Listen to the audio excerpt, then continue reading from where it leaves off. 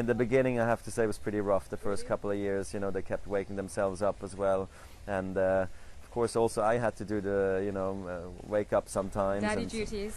Yeah, exactly. I mean, we're talking, you know, Diapers? maybe once or twice a night. Diapers, you name it, I had to do it all, you know. Some was before semis, some was before finals. Right. But I've had a great support team, great wife, of course, who's always been there and has said, don't worry, I'll, you know, fall asleep, you know, don't do it. And sometimes it's just too loud, you know, so And you you're do still wake winning up. titles. And yes, I'm happy I've Yeah. been able to stay successful ever since I've had the kids, because a lot of the press was probably feeling that things were not going to happen for me anymore after that.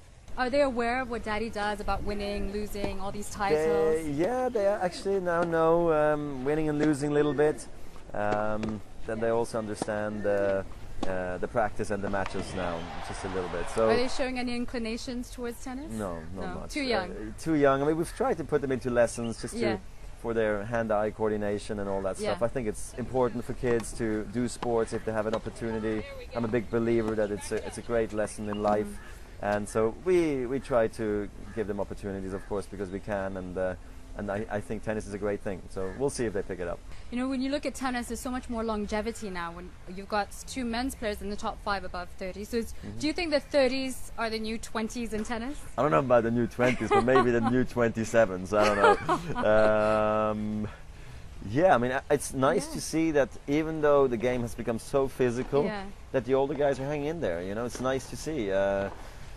I don't know why that is, but I guess also my generation of players was extremely strong. So I think at one point at the French Open we had 30 plus players over 30 years old in the main draw, which is pretty incredible, you know. And it's nice to see that not players are being pushed out at 27, 29 because of this physicality we have in tennis right now. So it's very interesting, actually. You're such an ambassador for tennis.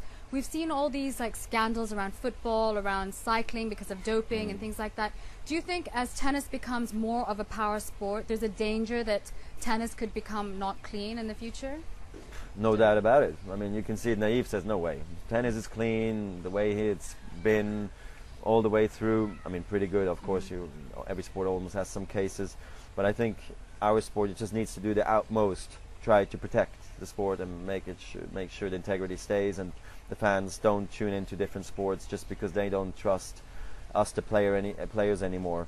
And I've always been a fighter that we have enough testing. So it needs to be more formalized, do you think? Well, more funding, you name it, more blood, more urine, you name it, just all across the board. Maybe keeping samples as well for a long period of time so you can go back and then punish those players. The people or the players need to be scared if they cheat. Of course, unfortunately, some don't do it. We do it by mistake, but unfortunately, it falls into the same, you know, situation that you have to pay the price for it if you cheat.